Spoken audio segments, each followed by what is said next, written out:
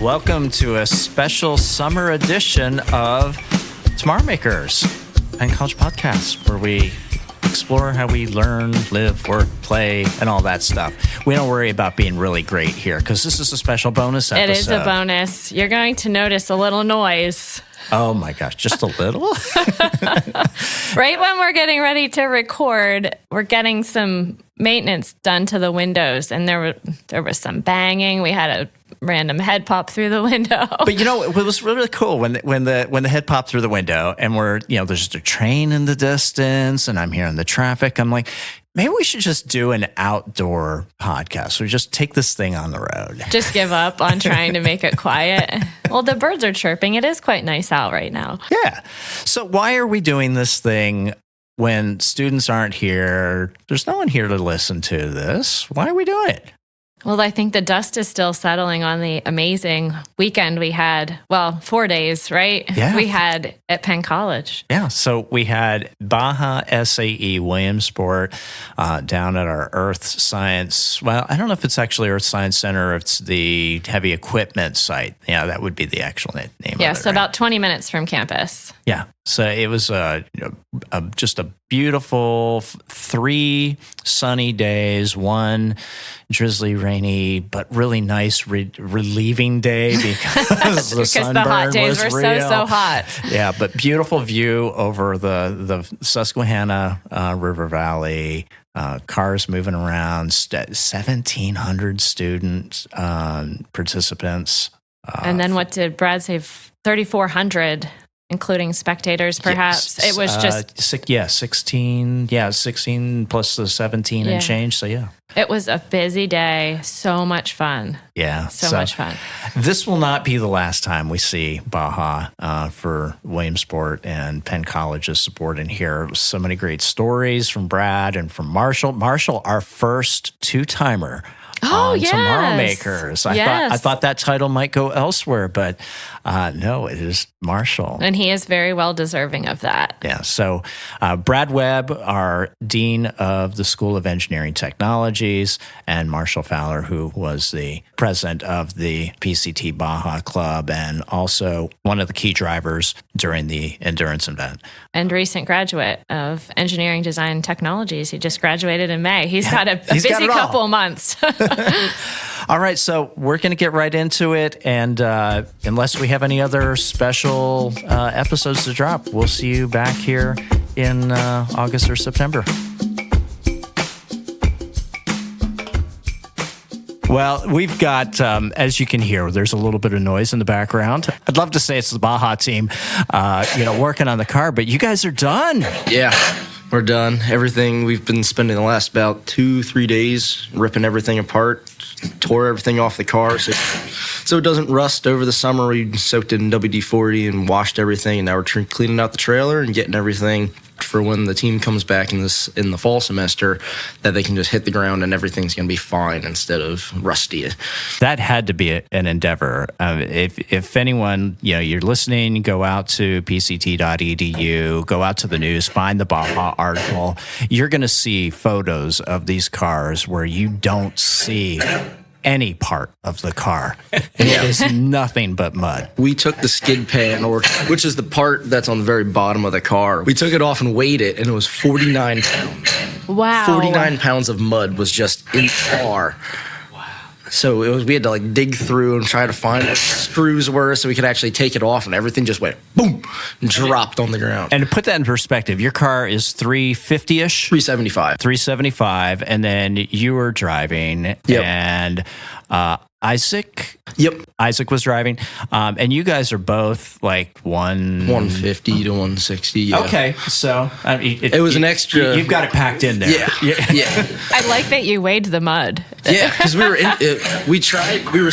we were scooping it out, and I was like, no, keep everything in. I want to see how much was actually in there at the end of the race. So now we can take that information, and when we go out to test, we can plan for that by putting a 45-pound plate in the car to see how the car is going to handle with all that extra mud weight, how it's going to be tuned for all of that extra mud weight. And we can count all of that in when we do our testing and tuning in the fall. You're telling all your secrets to your competitors. What if other people are going to do the same thing? If they do that, good for them. That explains that last 3 or 4 laps. Like you guys, you were 3 and 4. I mean, you were flipping positions, and then we were battling ETS at the end there, and it was a challenge. There's some things that went on in the race that would have pushed us ahead, but that's what racing is.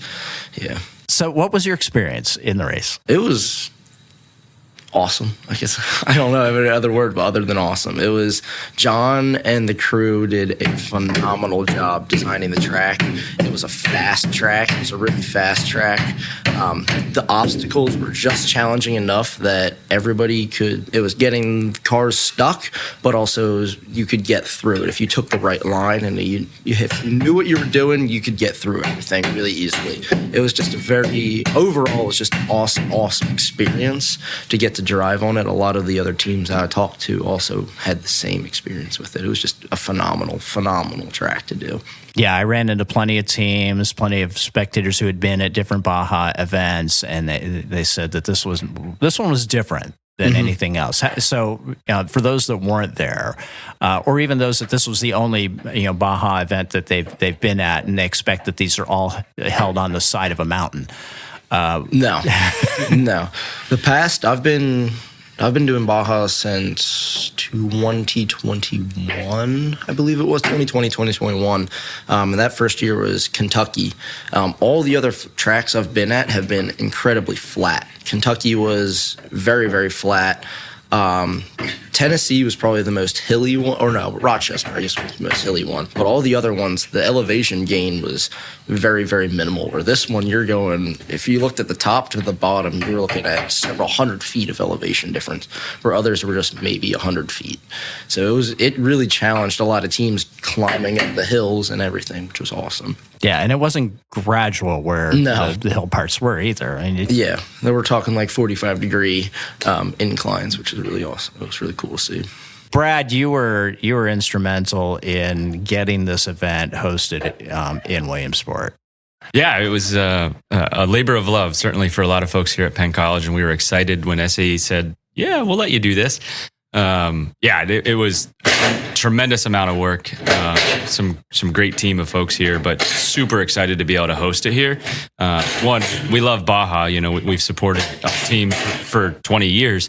And then to be able to bring it home, show these other schools what we can do was phenomenal.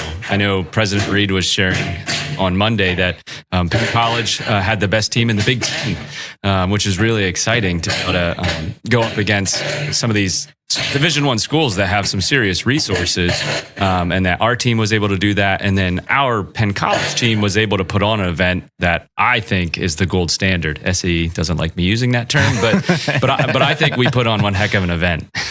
Yeah, I mean, this was everything from just the sheer number of volunteers that were there, down to the porta potties, to cone maintenance, to everything. There wasn't one detail I saw that was overlooked.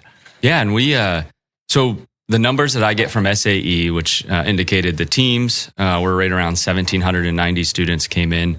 Our numbers show spectators around 1,600 and change. So we're around 3,400 people on our site, which is phenomenal. And some of the best feedback from the students were they loved the trash cans, because we had a trash can at every single paddock, and they loved how clean the porta potties were. So we already thanked the Honey Dippers of Lycoming County for their assistance.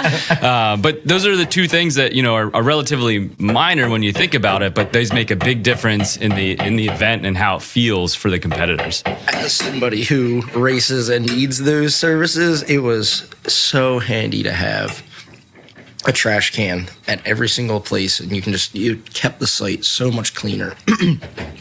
A lot of other sites have not had that, and you have to walk several hundred yards to go dump it. And then if you get some people are just like, yeah, I'm not going to do that, I'll just drop it right here. It kept the site so much cleaner. We could just clean up everything, have it nice, neat, and then having just everything was convenient and it was thought out for the competitors, which was super, super awesome on your guys' end.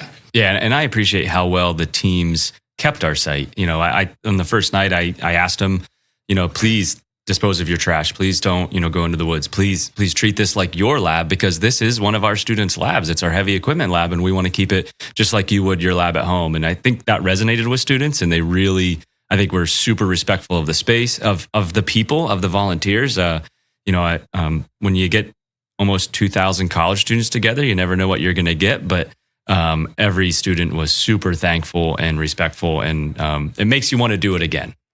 Speaking of the heavy equipment students, we had several different areas that did not exist on the site, as identifiable areas. You want to talk about that? Sure. So our heavy equipment site is really just a couple, actually 5 dirt fields, and we just do random stuff all the time. But we had to cohesively put something together to make a track and to do those types of things. So we're able to work with Glenn Hawbaker to excavate shale from our shale pit, and our student volunteers, who are members of our Service and Operators Club, helped haul 14,000 cubic yards of shale and lay it down and pack it in. So we had parking for the paddocks and the volunteers. And then the students in Seth Welshands, who's our lead faculty member down there, they built all the things that you saw if you were at the event. So the whoops, the tabletops, the mud pits, they moved all that. They dug holes. They were, every day it was calling Seth, hey, can we do this? Can we do that? And they were super on board. It was an exciting time for them. And it's really cool for our students to get that seat time and for us to transform it so quickly. And I was out on Monday after the event helping tear down, and they already have almost all of it gone already. Oh, wow. Yeah, three bulldozers make quick work of a shale parking lot. I'm going to have to go up there just to get the eyes on it again, just to get that perspective. So for someone, I was never up there before the event. So I was impressed with just the layout of the course and how you could see Pennsylvania in the background. It was this gorgeous backdrop of the mountains, and it was such a nice time of year too. So, we're hosting all these students from beautiful places like Colorado, and, they've got these great outdoor spaces. And I kept saying, what do you think of Pennsylvania? What do you think of this space? And everybody was like, it's gorgeous here. So was that almost, it was like I said, backdrop. Was it like that before? Or did you guys plan that accordingly? Well, so the terraces have been there, so you could always have a nice view of the river. But it definitely played into how we were going to set up the track. We wanted to have it down. We really thought about how spectators would view the action. Mm-hmm. And so when we were setting up the different obstacles, start, finish, where it was going to go, we were thinking, all right, where would we sit on these grassy areas where they could see not only the cars going, but also that beautiful background. And so I think it really came together. There was beautiful views everywhere. And then so I closed down the site almost every night except for Friday. So that involved driving around and telling students, get your cars put away, you got to go home, you can't stay here kind of thing.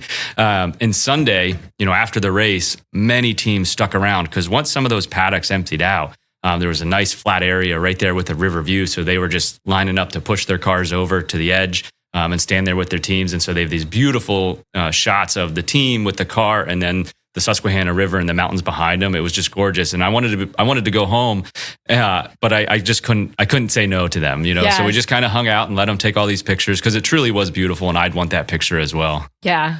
Very cool. We had fantastic weather for it. Hot and sunny for the first couple of days. We had that little drizzle for the maneuverability and the hill climb. When you were here last time, we were talking about, what did you want for rain and how did that play out for you? I wanted no rain. No rain because as we saw, like in the very beginning, the course was super wet. The very bottom mud pit was soaking wet and cars were getting stuck and stuck and stuck. So you'd go down, you finally get past a lot of the slow cars, get some good speed coming down, and then you'd run into the mud pits again, where a lot of people were getting stuck and they had to slow everybody down. But as the day went on and the weather cleared up and just it dried everything up, you could fly through everything, and the track changed so much from hour 1 to hour 3. in those two, even in that time frame, the track was completely different, and you had to navigate it completely different. I remember sitting in, I forget where I was. I was coming up hills, and I was watching this rain cloud come by, and I was like, oh, it's going to downpour. It's going to downpour. I could see just a circle of it that just kept moving closer and closer and closer, and then it just eventually passed. And I was like, goodness, because I didn't want it to downpour while we're all in the cars, and we're all getting soaking wet. We're already muddy, but getting wet in the car, it's not. It's a different kind. How about for, I was working maneuverability, and so I got to see firsthand that, the challenge that the cars had working in, we had a couple muddy spots in there. You were one of the few teams that actually got through. I don't recall if did you guys go through successfully twice, or did you got stuck once? I got stuck once because I avoided the mud puddle. I was trying to avoid the mud puddle, which caused me to not be able to swing the car around and I ran into a tire and got stuck. Where the second time I was like, screw it, we're going straight into the mud puddle. I was able to navigate all the way through, but that challenge, like you were talking about, it had rained not too long before, and that mud puddle was there the day before. So a lot of teams were like, or it wasn't as severe. So a lot of teams were like, oh, I'm just going to try and avoid it. But that condition caused you to it didn't line you up well for the next obstacle. So it was kind of cool to see who was going to take the risk and just get their car dirty, get themselves dirty, and take that leap to get through. Yeah, it seemed to be designed that, go for the very spot.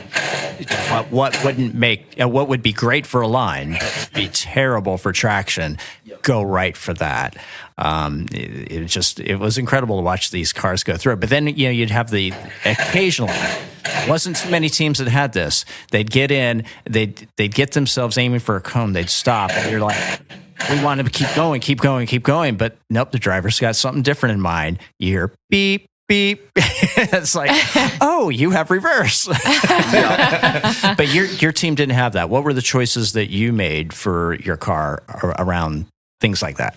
Our car does not currently have reverse. We've talked about potentially incorporating it. It would be a lot of design change with our gearbox and that kind of stuff. But we saw this competition. Reverse has always been one of those gimmicky type of features that a lot of people have on their car. But this competition, I really think, really saw the benefit, especially in S&T. In S&T, there was one team that used reverse 4 times to get out of obstacles, and I was like, that is really, really cool, actually. Like, this is the first competition I think I've seen that somebody has used reverse as it's been intended for to, maneuver out of an obstacle, which was amazing. And it worked really well. And S&T is suspension and traction. Yeah, sorry. So reverse is, they get bonus points in the design competition if they add that. But as Marshall was saying, it does add complexity to their design and weight. Yep. You have to add a backup beeper. You have to add a backup light. You have to have another lever to pull. It doesn't add much weight in the gearbox, but all these things compound onto the additional weight of the vehicle. I'm trying to shoot for lightweight here. 4-wheel versus 2-wheel. Can you talk about that for this competition? Was this different than other competitions, or a relative? I think we talked about this a little bit the first time you were on. So this is the 3rd year, I believe, that SAE has mandated that teams have 4-wheel drive to compete in the competition. And this year, the last 2 years, you could get through a track in just 2-wheel drive alone. You didn't need 4-wheel drive at all. And we kind of designed our system around that because you can't make it too challenging so that the slower cars or the under-designed cars can't get through, or you can't have it so unchallenging that you don't need it. But this year, they made the track just incorporated enough that you needed 4-wheel drive in certain spots to get out. So the bottom mud pit, I was in 4-wheel drive pretty much the entire time I was in the mud pit. And it helped so much because I could feel my back tires spinning at certain times. I'd kick it into 4-wheel and just drive straight out of it. But as soon as I started to climb up, I could disengage it. And our team did a phenomenal job this year of redesigning our 4-wheel drive system so we can engage and disengage on the fly.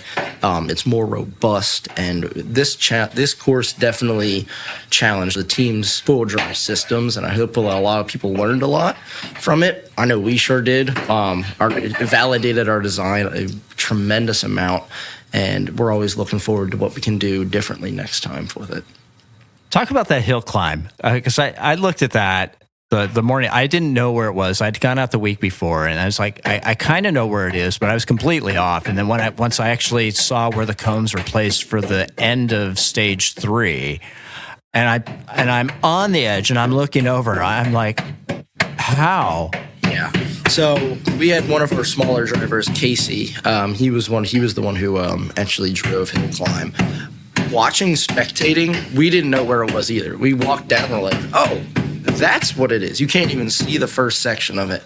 So you just see this car come flying out of the woods, making a left turn, going up this relatively steep hill. But then the final one, it's like a 45+ degree angle, and you just see him get up and shivering there at the end, and finally getting over it was really satisfying to see. I know our advisor John was like, that's going to change next time we do this. That was not challenging enough. Yeah, it was too easy. Yeah. Oh, it was? Oh, yeah. Wow. Yep. No, more than 50% of the cars got it.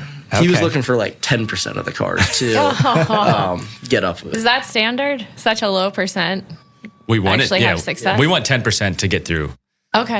Yeah, we want it to be tough. It's an engineering challenge. Yeah. It was different than like Baja California. I saw theirs, which is if I saw the whole thing correctly, it was just pretty much a single approach, and It wasn't just to drive and mash the pedal. This one you had to find the right line to go through, because you could take multiple different lines up the obstacle, but if you chose the wrong one, then you'd be set up really bad for the next one, or you'd take a much more challenging one. But there was a certain line. After looking at it after the fact and seeing a bunch of other cars through, I think I figured out where it was.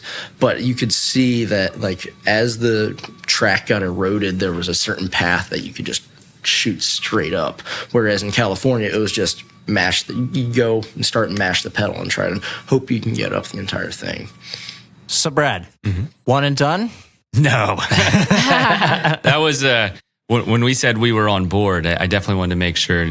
I knew getting into it, we were going to be a significant amount of work. And so I wanted to make sure that we could do it more than one time. So yeah, we're definitely on board for the next one. When that one is a topic of debate currently. I'm leaning ready to towards jump 3. right in for fall. You Seth was like, yeah, I'll start building it again tomorrow. And I was like, no, John and I need like a week, give us some time to here. recover from that. Yeah, no, but it was a phenomenal experience. Yeah, I mean, a huge team, the resources that Penn College could bring to bear on something like this were phenomenal. The general services employees, facilities and events, the faculty, those of us in administration who could, rally people around, like, Penn College really stepped up, and I think that made this event be really successful. But SAE was really instrumental as well. So the folks there, Damon, who leads this event, answered all of our questions, got us the information we needed, and then we have some alumni and some of the tech inspectors who were like, we don't know what this means, and they would answer those questions and provide that advice. Given the tech inspectors go to all the events, and so they see 3 a year, and they've been doing it for years, a lot of them. And so what works, what doesn't work. And so I think we were able to benefit from their knowledge to make sure that we put on an event that was going to be amazing. And I think I already have notes of things I'm going to tweak for the next time. But I don't think we have any major this was a disaster kind of an area. It's just things that will make things flow better, make it easier on the teams and the spectators and us. And from a safety perspective, that was carried through all the way. I mean, no one was I didn't see anyone was really stressed. No one seemed to be in danger. Well, maybe you, Summer, in the pit. You can talk about that. Well, I wanted to be close to the action and wanted to be with my team who was taking photos. So I was permitted to go in with a camera. And then the Baja media team was in there giving direction and really saying, head on a swivel, watch where you're, this and that, don't sit on the hay bale, stay here. And everything was just whizzing every direction. And, the one guy was like, what's your experience with Baja? What's your experience with professional racing? What's your experience with photography? And everybody around me knew, our teams, our photographers have been through it all. They were answering, and I'm thinking, okay, I probably need to leave now. But I captured some great photos and was able to be close to the action, but it was pretty fast-paced down there. Tell them about your experience in the car. Oh. Yeah. Monday morning after the competition, I got President Mike and Brad. We all went down to the site and said I got them to go in the car and get to drive it around a little bit. It's amazing. I can't think of many more adjectives, but it was really cool to be able to, sit in that car. And luckily I'm roughly the same size as Marshall here. So the car fit me real well. And just you realize the engineering and the design that went into the building of that car because you could put it anywhere you wanted. I don't think I'm a professional race car driver, but I could make tight turns. I could do donuts. I could put that car anywhere I needed it to be. It was amazing. So the way that they developed the steering, the power, you had the acceleration, the braking, everything just worked. And it was, for me, I definitely realized, this is 20 years of Penn College building teams and iterative design. And you can see even in the, I've been closely associated with the Baja team probably for 5 to 8 years now. And you can just see the change in the design as it goes forward and how we're just making these incremental improvements every year. And it's just, I actually asked if I could start taking a class so I could join the team and be a driver next year. Oh. I'm curious about that driving. So when do you know you're done with your piece of the driving and the next person jumps in? So we usually go by time. We had planned it out that it would be 2 fuel stops. The new gas tank with the new motor. The combination is completely different than what we used to have. So with the old Briggs motor and the gas tank, we could do a 1-stop race. And that at the 2-hour mark, you swap drivers and the one person finishes the rest of the race. For this one, I was supposed to do about 2/3 or about 3 hours of the race because we were getting about an hour and a half out of the gas tanks. But I had 2 rollovers and I was at hour 2:30, 2.5, and I was like, I'm pulling myself out. I don't want to risk the team getting DQ'd for me potentially getting another rollover. So I pushed Isaac in for the last leg of that. But we go off time. Time and fuel are our two. The grand juror there. Well, my first question when we had John last time, I'm like, oh my goodness, what if you need to have something to drink? What if you need to use the restroom? Like, there's so many things, and you're just... You could do anything for 4 hours. Yep. Well, I'm sure you're feeling so tense in there. Yeah. Or maybe you're not. I don't know. I think I would be. Like, when you jumped out, you ran somewhere. Yeah. Okay. So you're ready to be out of that driver's seat. Yeah. I mean, I was fine. I felt fine. I mean, this car definitely has lighter on ourselves than past cars. This car, we had a little more, I want to say creature comforts in there, but I had a pad. I figured out that I could have a pad on my back, which really, really helped the way I was strapped in and the way my body just conformed to the car. That pad saved my entire driving because I've driven without it, and it's a completely different... You're bouncing around a lot, right? You get out, and you're just like, I can't walk right now. And then when you woke up Sunday morning, what time did you wake up? I woke up at 6:30 because I had to be at the track. I had to be at the shop by 7 so I could get the car ready, meet John by 7, leave the shop by 7:30 to be at the racetrack for 8 o'clock so I could meet President Mike and Brad so they could drive. And I was like, I wanted to sleep in a little bit. Oh, wait. That was Monday. Oh, I'm sorry. Yeah. That's okay. No, I'm curious Sunday. I'm just day. wondering because that's the big day. Sunday's the big day. Like, do you sleep Saturday night? Yeah. Are you excited? I hung out with the team a little bit on Saturday night, hung out with some alumni, and then I got some pretty good sleep. I was still up at 6 because we had to leave. We wanted to be at the track by 7. And then I just go through my normal, treat it like a normal day and try not to get too stressed about it. Put on some music and do all my getting suited up. I put in music and then I just hop in the car and then it's go time. And this suit looks like pajamas. Yes? We call them our What is- jammies. Okay. We call them the jammies. This year they required that we have fireproof pants as well. So before we just have like one of these I'll call them dingy cotton shirts from G-Force. They've been used for many, many, many, many years, and they're white, so the the mud stains them really easily. But now we got nice new ones, and we got matching ones, so it looks like we're kids about to go to bed and we're in these matching pajama pants.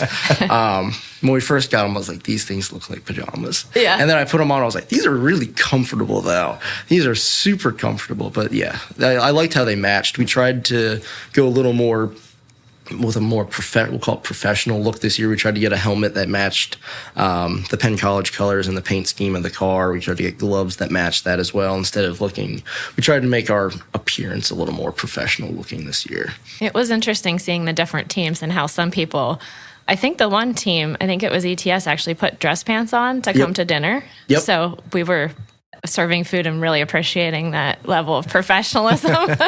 Matching polos. And, Yes. and- Some people, like the hats, the bucket hats that everybody matched. It was quite Each a team scene. has their own their own thing that they do for the competitions. People do matching overalls. People do matching bucket hats. They do matching polos. A lot of the polos and the well-professional dressed ones are for design report and business report kind of stuff. But we've done polos in the past. We just didn't have a chance to do the polos this year. But it would be, hopefully for Michigan, we should have our polos done.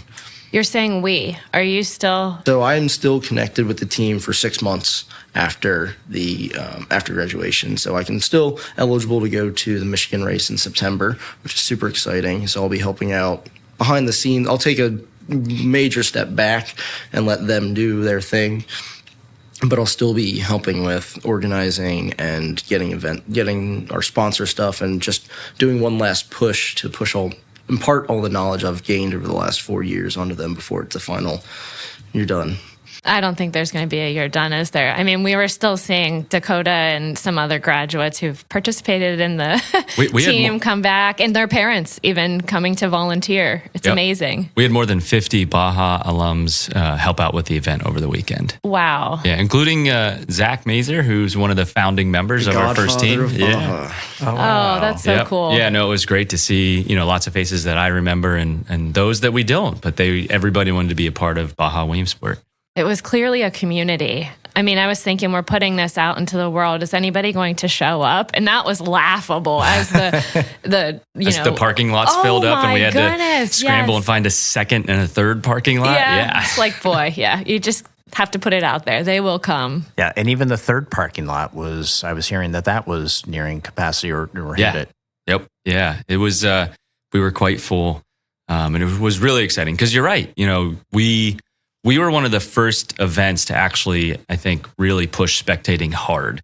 Even the other ones, we talked with the folks at Oregon, given their size and where they host their event, they limit the number of members of a team that can come. They don't let them bring more than 15 to the event. Where, like ETS and Virginia Tech rolled in with 30 some people. And so, we had that luxury of, given our size and us wanting to really make sure this was a community event, because I think it's not only helping the Baja competition, it's helping our students, it's helping these other students, it's helping our local community, and putting, folks to realize what Penn College does and how we can, make a difference, in many ways in our local community. Yeah. A lot of the restaurants were like, I guess it must have been Monday or Tuesday night before the competition. As a team, we had gone out to, I think it was, a couple of us went out to the cast, and they were talking. I've been there many times, and she was like, is it starting? And because we had a massive amount of people there, and she was like, the event is starting already 2 days earlier than we wanted to. And they were like, I'll prep the kitchen. So for the next couple of days, a lot of the community eateries and everywhere was just getting prepared for this mass amount, and they delivered it. The race delivered a lot of people for their businesses, which was really awesome to see. Yeah, we know the hotels here were full. They were going to Lewisburg. We had some teams in Bloomsburg to get hotels. It's kind of like, I called it mini Little League. We filled up again, and it was phenomenal. And speaking of Little League, they helped us a lot too and gave us all those the metal gates and stuff like that. So it was nice to be able to call on partners who are used to doing huge events like this Yes. to get some of that advice too. Has there been any discussion about having host families for teams? I heard some people talking about like, I would love to host a some students. No. There was one. Oh, really? There was one, I believe. Oh. There An was, informal, maybe. Kind of. It was for a Brazilian team that was staying in South Williamsport. And an Airbnb, they called it a farm because we had helped them out a lot. We had given them argon and helped them with a couple missing items that they had. But I believe they had a host family with them there, just helping them through the process. Oh, okay. It's a fine line, right? Because, initially we're like, well, would we want to offer our residence halls? Which we probably could have done, but then one, that's more work on the college, but two, it also doesn't impact the community. These teams are, our teams are used to traveling and getting hotels and buying meals in those areas. And so, some of that we need to make sure that we can give back to our local community and have that economic impact that's going to support them. And so, that's kind of what we did. We did house, our volunteers. If they were alumni of Penn College, they could come and stay in the residence halls for a pretty fair price. And we had about a dozen or two take us up on that, but a lot of them were like, nah, we're just gonna, we remember college. We're gonna stay in a hotel room. It was an awesome event. That's all I can say is it was an awesome event. Of just the impact, the memories that were made, just everybody who was there loved it, and they're like, I can't wait for it to be again. Yeah, that's awesome. Yeah, no, I'm getting emails from folks saying, this was great. Thank you for doing this, and a lot of work. And I was at my son's baseball game last night, and a guy walked up to me. He's like, "How'd they do? We saw you on TV, and we saw about it, and they were excited about it." And one of my fellow coaches, he was fishing on the river in Montgomery on Sunday, and they kept hearing this cheering and these loud noises. He's like, what's going on? And then he's like, oh, that's the Baja thing. So they could hear us down from Montgomery from the river there. Wow. They could hear the cars and the cheering. So I think the neighbors knew we were around. As they should. Now, Marshall, you had how many were on your team? I believe we had 14 on here right now. Okay, so half the size of some of the larger teams. Last time you were on, we talked about the different ways that students could participate in Baja. It's a shame that students weren't here on campus when Baja hit. I mean, we had commencement the week before, and then most of the students were gone the week before that.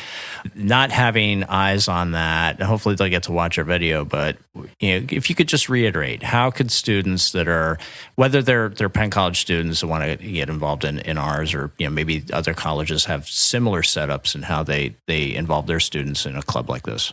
Absolutely. So our club we're open to anybody and everybody. If you want to learn, we're here to teach. That's what we're about. We're here to impart all our knowledge onto you guys and continue the generation forward. We'll take any majors. We're mostly manufacturing and engineering, but we will take business. We will take anybody anybody who wants to be here. You can be in culinary. If you want to learn, you really like doing food stuff, but if you want to learn about cars, come join the team. We'll find we'll find an area that you fit into, can help out. So we're open to anybody, and we're always looking for new members to continue that generation forward and continue to push the club forward. This event really brought a lot of attention to the school and the school's Baja team. It's kind of like our football team, I guess you could say, like that. A lot of schools were like, wow, I wish I would have come here instead of going to a 4-year. Well, they still can. PCT.edu/transfer. Yep. Right? Yep. There were a couple people who were like, I'm highly considering transferring because they see how much the school puts into this program and the dedication that they have to it. And it's an awesome experience. But yeah, we're always open to everybody who wants to learn and come join the team. I know other schools have the same kind of deal, but you can go on. I would talk to your student government associations or whatever you're at. But yeah, we're always open. We're in the MTC. Just come stop by. And if your college doesn't have one, you can start it. I was chatting with the Cincinnati State guys, and this was year 2 for them. Like they had just started the club and they were here and excited. And but that's where we started, right? 20 years ago. And so somebody's got to put the legwork in, but they can do it. Yeah. And Brad, I'm sure you'd love to see the team take the design challenge on. Yeah. So from your perspective, what types of students who may not typically consider joining a club like BCT Baja, what kind of students do you think would be needed? Anybody can benefit from this organization because there's just so much that's involved. I know where I sit and where I want to try and drive this team and help them out as best as I can is I'd love to get some business folks in there because we concentrate on building a car. But there's lots of other parts. There's the cost event, there's the business event, there's the design event. And I think we do well in the design and building of the car because that's where our students' passion lie. But we could really, I'd love some business students to help us, hey, these are some things we should talk about when we're presenting this. Because as I said before, this is an engineering competition. So the race car is the cool part, but why would anybody want to buy your race car? So you have to formula plan, you have to sell that, you have to market it. And so those are different skill sets and not everybody can do everything. And so that's why we want a robust team. So that way we can have some business students here talking about that, but they can also take over things. I was chatting with the University of Alabama team at the event, and I let them park their trailer on campus overnight so they didn't have to take it, to their Airbnb on a twisty road Sunday night. But I was talking with their business manager, who was a student. He was a business student, and he helped obviously with their business presentation, but also, renting their rooms and helping with meals and those types of things. So there are different pockets. It's an organization of 13 to 15 people that we're sending 8 hours away. Somebody's going to help us. We need help, that legwork of where are we going to stay, where are we going to stop, handling the business aspects of it, managing the budget. We have our treasurer. And so those types of things, there's lots of ways for any student to get involved. Great. We'll share the URL because I think we have several different Baja URLs, so I don't want to give the wrong one out. Any last message that you'd like to give, a key memory, anything? My side of the event, well, obviously I'm super proud of what our team did, but my side was organizing, right? And hosting this. And I learned that, Penn College is a place where people truly care. We talk all the time about the family at Penn College, but it truly was like I met so many people. I've worked here 15 years and I met even more people and who are just here to help Penn College in any way and to help this event and to help these students. And people were blown away by what Penn College could do and what we could do to show the world what we can do. So we did a lot of impromptu tours of our shops. Some students showed up late, Tuesday night. And so, Wednesday night, excuse me. So we did some tours of our facilities and students were blown away by what we can do. I got called by the technical inspection team and asked if I could give them a tour. So I did that Thursday night. And they walked into our Larry A. Ward Machining Technology Center and they said, "Oh, expletive," which is a podcast. I probably can't say what they really said, but like people were blown away by Penn College and the facilities that we have. And so that was really remarkable for me as the dean to be able to show the world what we can do. So many times people say, "Oh, you're the best kept secret." And we don't want to do that. We want to show people that we are a true engineering school and that we are putting students in great positions and we do phenomenal things. And this was an event that allowed us to show a lot of people that, and I have ways to show people even more the next time we host. Yeah, I guess for mine, passion drives innovation. If you're passionate about it, it's going to push you forward. A lot of people are like, how are you doing? How are you getting no sleep and doing this? It's because I'm passionate about doing it. If you're passionate about what you're doing, and this goes for in life in general, if you're passionate about what you're doing, you will find a way to get it done. So pushing that forward and getting the car done, it came from true passion. And I can see that in the next generation as well. There's a couple of really, really passionate guys. And so I'm hopeful for the future. I'm hopeful for the future of the club because I see there's a lot of passion there that wants to drive forward. And we've been talking the last 3 days about what do we want to do for the next 2 years? What do you guys want to do for this? What do you want to do for that? And I'm like, you guys got it down. You guys got it down. You know what you're doing. But yeah, passion drives innovation. So if you're passionate, just keep going forward. You'll find a way to make it work. Fantastic advice. Thank you, Brad. Thank you, Marshall. Thank you. Thank you, Summer. Yes, no problem. Till next time. Thanks for hanging out with us today. Don't forget to rate, review, and subscribe wherever you listen to your podcasts. Check out our show notes for bookmarks to your favorite sections and links to resources that we mentioned in today's episode. You can also find past episodes and see what's on deck for upcoming ones at pct.edu/podcast. And of course, we are open to your thoughts, ideas, and suggestions, so send those over at podcast@pct.edu. It's been real. Catch you next time. My grandmother wanted me to be a minister, and I was like, that's not going to work out well for me.